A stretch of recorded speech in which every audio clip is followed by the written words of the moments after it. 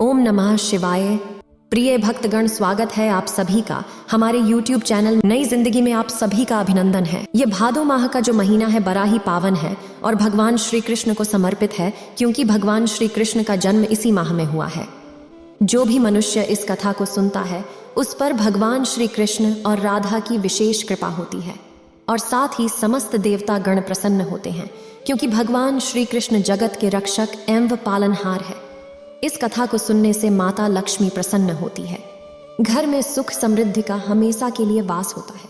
सारे पाप मिट जाते हैं, मनोकामनाओं की पूर्ति होती है। तो दोस्तों, आप सभी भक्तगण इस मनोकामना पूर्ण करने वाली कथा को आधा अधूरा न सुने, पूरा और प्रसन्न चित्त मन से सुनिएगा।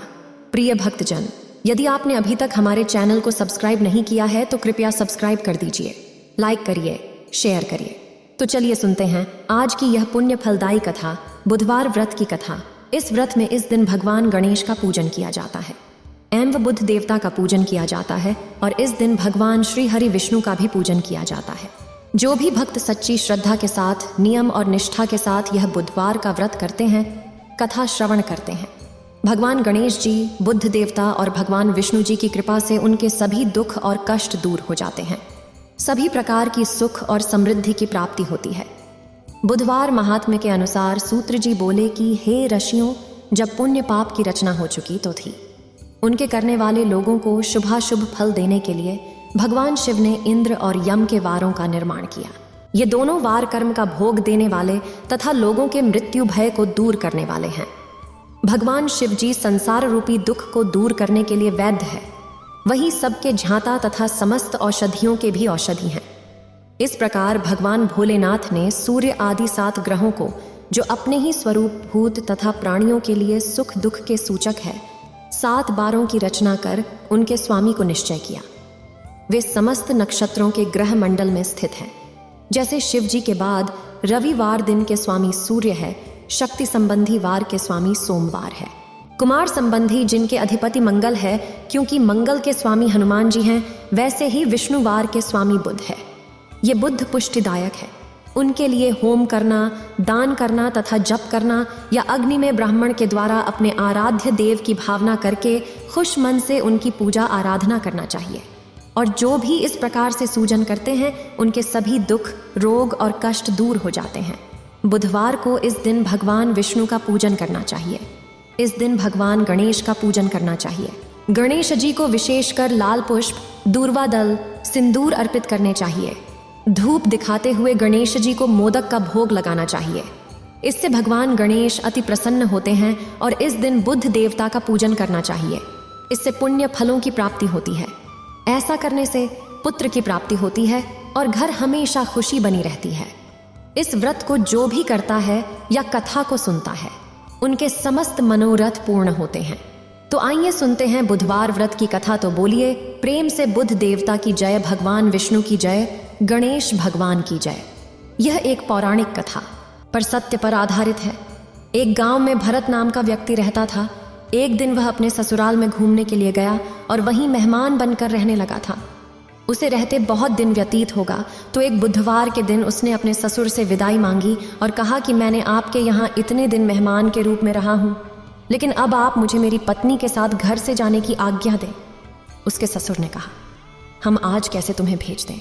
आज तो बुधवार है, आज तो विदाई नहीं हो सकती, कल अवश्य कर देंगे। फिर तो ससुर की ऐसी बातों को सुनकर भी वह नहीं माना और जबरदस्ती बार बार निवेदन करने लगा। उसके ना मानने पर ससुर ने दामाद को पुत्री के साथ विदा कर दिया।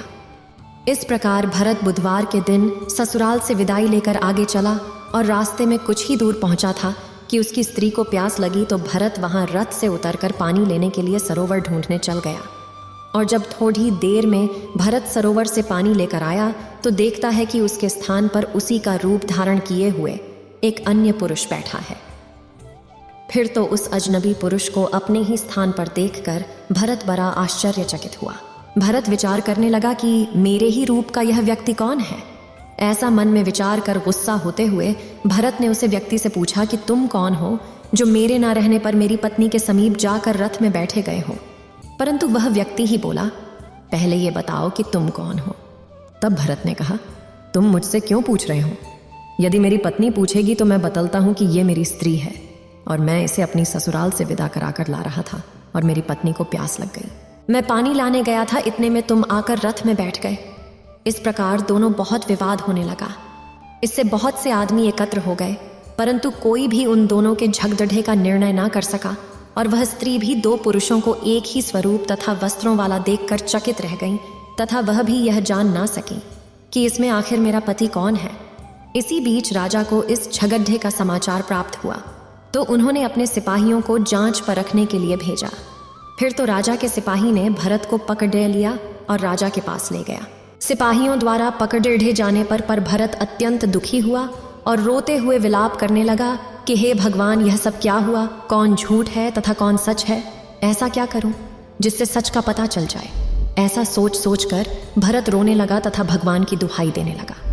उसी समय आकाशवाणी हुई कि भरत ने जबरदस्ती अपने ससुर का कहना ना मानकर पत्नी को बुधवार के दिन लेकर चला आया था, जिसका यह फल है। बुधवार को विदाई लेकर चलने के कारण ही इसे यह दुख प्राप्त हुआ। ऐसा कहकर आकाशवाणी चुप हो गई। भगवान बुद्ध जी अंतर्ध्यान हो गए। फिर तो भरत ने भगवान बुद्ध की आराधना की, जिसके कारण वह राजा के सिपाहियों द्वारा मुक्त हो गया और भगवान बुद्ध की आराधना करने लगा और इस प्रकार अपनी पत्नी के साथ घर आ गया और भगवान बुद्ध के व्रत से प्रसन्न हुए। इस प्रकार जो मनुष्य इस बुधवार के व्रत को करता है एवं केवल कथा ही सुनता है या पढ़ता है, दूसरों को सुनाता है, उसको बुधवार के दिन यात्रा करने पर कष्ट नहीं होता है। इस प्रकार से जो भी सच्ची श्रद्धा के साथ, नियम और निष्ठा के साथ बुधवार के दिन बुद्ध देवता का पूजन करते हैं, भगवान गणेश का पूजन करते हैं, भगवान विष्णु का पूजन करते हैं, उनके समस्त दुख और कष्ट दूर हो जाते हैं तथा सुख और समृद्धि की प्राप्ति होती है।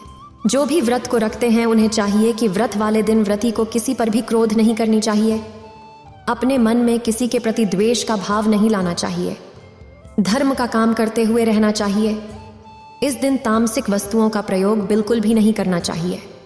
शुद्ध और सात्विकता का पालन करते हुए इस दिन सात्विक आहार ग्रहण करना जरूरी है। जो भी बुधवार का व्रत करते हैं उन्हें रात के समय में बिना नमक वाला खाना खाना चाहिए, मीठी वस्तु का प्रयोग करना चाहिए।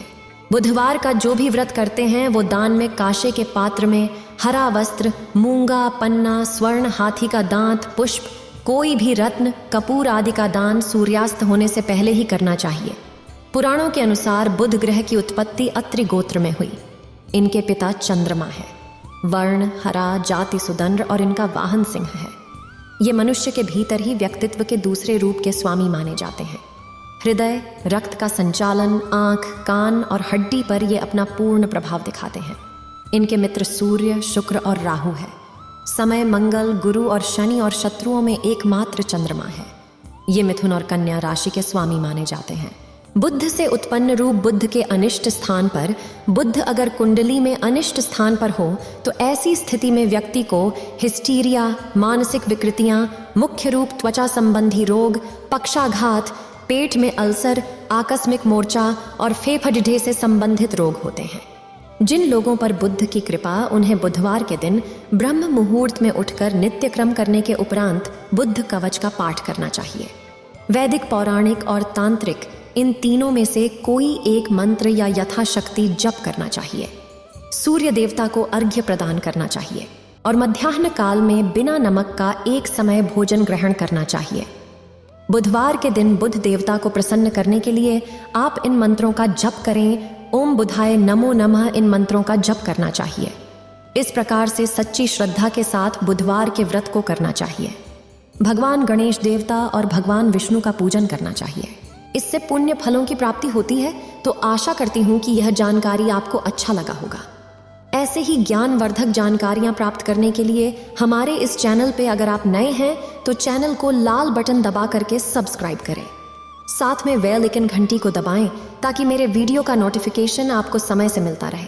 वीडियो को लाइक करें, शेयर करें। सुखी रहें और स्वस्थ रहें। राधे राधे।